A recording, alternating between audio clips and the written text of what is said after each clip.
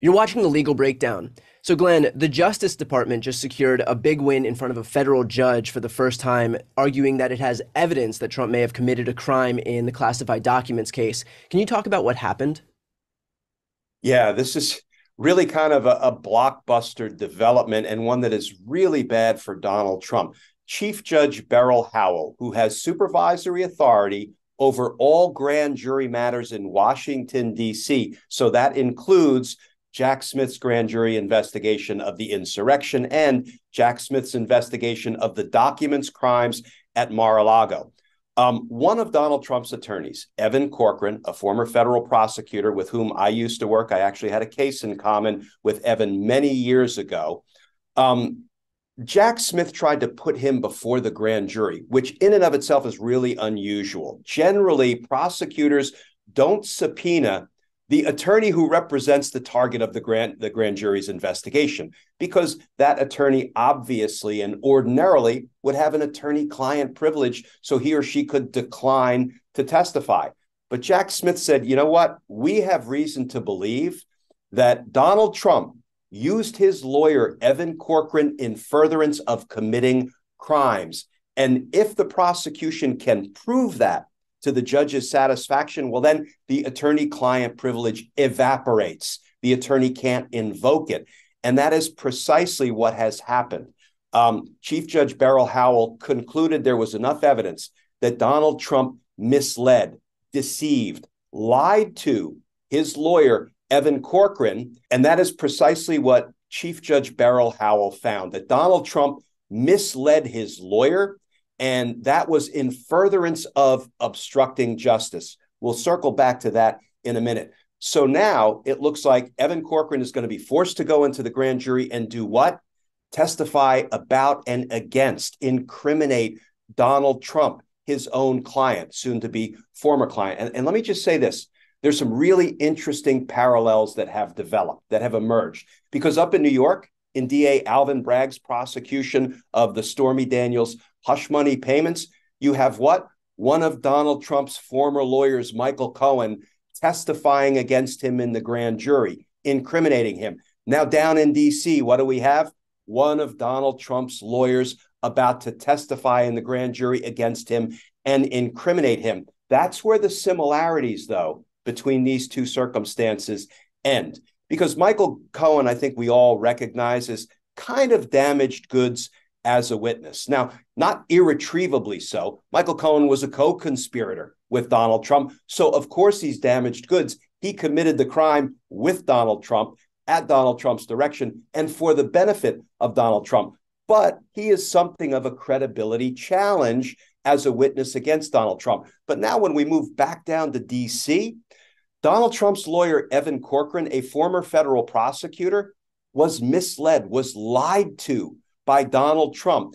And the result is, the judge said, it looks like Donald Trump obstructed justice by lying to his lawyer and getting his lawyer to lie to the government, lie to the federal agents, and say, no, my client tells me there are no more classified documents at Mar-a-Lago. And what did we learn? Well, when the FBI went in and searched Mar-a-Lago, pursuant to a judicially authorized search warrant, there were classified documents in Donald Trump's desk drawers. So the fact that his lawyer, Evan Corcoran, a former federal prosecutor, may now be in a position to testify against Donald Trump and incriminate him is really blockbuster. And there are at least two crimes that this gives rise to. One is obstructing justice because you acted contrary to the grand jury subpoena requiring you to give all of those classified documents back. And the other is the crime of lying to the federal government, what we call a 1001 crime, because it's found in the U.S. Code at 18 United States Code 1001, false statements to a government official. Coincidentally, 1001 is probably about the number of times Donald Trump lies to his lawyers every day. Now, I was going to ask why we haven't seen Corcoran resign from Trump's team by now, but I recognize now that the Trump team is trying to appeal this. So what is the likelihood that they'll be successful in this appeal? And the appeal would be basically on Judge Howell's claim that the crime fraud exception applies in this case, and so Corcoran isn't protected by attorney-client privilege. What's the likelihood that the Trump team will be successful here? And also, what's the political makeup of that appeals bench? Yeah, so it looks like Donald Trump's defense team will be appealing Judge Howell's ruling that Evan Corcoran must go in and testify about and against Donald Trump. That is now in front of three judges on the appellate court in D.C. All three of those judges, coincidentally, were appointed by Democrats, I believe two by Biden and one by Obama. You know, I usually hate to sort of throw that into the mix, but in this day and age, particularly when you have, Trump appointed judges, many of whom were rated not qualified to serve as federal judges by the American Bar Association, the times we live in involve us always asking who appointed this judge. Just as a quick aside, is there a world in which, let's say Judge Howell's ruling is confirmed by this three-judge panel in the appeals court? Is there a world in which the Trump team can appeal it further? There is a world in which they can seek review in the Supreme Court. All bets are off because this is such uncharted territory. All bets are off with respect to whether the Supreme Court would accept review of this really interesting issue. But here's the thing. At its core, it's not that unusual an issue. Unfortunately, we frequently have times where the target of the grand jury investigation is using his or her lawyer to help the target commit crimes. And so we go about this exercise of trying to pierce the attorney-client privilege and have the lawyer testify against the client. But so the issue doesn't present any big constitutional question for the Supreme Court to take up.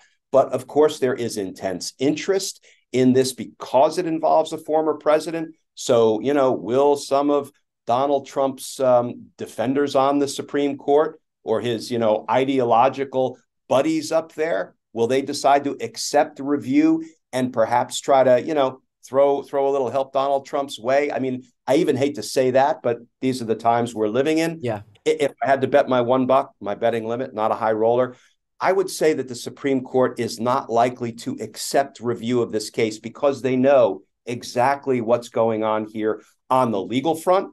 And when a client enlists a lawyer either wittingly or unwittingly in his crimes, well, I'm sorry, that lawyer has to testify. Okay. Now, with that said, what can prosecutors expect to learn from Corcoran? If you were probing him, what would be the most valuable information that you'd seek from him? So really interestingly, right now, it looks like there's a battle being fought over whether the prosecutors, Jack Smith's team, should be permitted to get its hands on notes, documents, and recordings. Lordy, it looks like there are more tapes that Evan Corcoran has in his possession. Now, because that's being reported out, we don't know about the substance of them yet. It sounds like these notes, these documents, these recordings are going to be relevant to what it is Donald Trump told Evan Corcoran before Evan Corcoran prepared a certification to the federal government saying, nope, Donald Trump has given over all the classified documents, which we now know to be false. So I think what is of the most interest is not only Evan Corcoran's testimony, but what the documents and the tapes say that might support Evan Corcoran's testimony. Because, somebody testifying is important, but corroborating their testimony with notes, documents, and audio recordings is perhaps even more important. Then this all seems pretty cut and dry. I mean, once we have this testimony from Corcoran, I mean, if Donald Trump had him affirm that all of these documents that weren't returned were in fact returned, is there any defense for Donald Trump here that you can foresee? There is no viable defense. There is no straight-faced winning defense. What I'm sure Donald Trump will come up with is he will point the fingers at others. Whoever he needs to throw under the bus, he will throw under the bus. I can't conceive, maybe I'm not creative enough, but I can't conceive of a winning defense given everything that is crashing down on Donald Trump with respect to the classified documents at Mar-a-Lago. Copy that. All right, well, we'll leave it there. Obviously, a lot to go in this case, as opposed to the imminent indictments that we can expect to see from Manhattan and Fulton County, Georgia, but we'll continue to keep an eye on what's happening on the federal level. So with that said, if you want to keep up with this legal news as it breaks, make sure to subscribe to both of our channels. The links are right here on this screen. I'm Brian Tyler Cohen. And I'm Glenn Kirshner. You're watching The Legal Breakdown.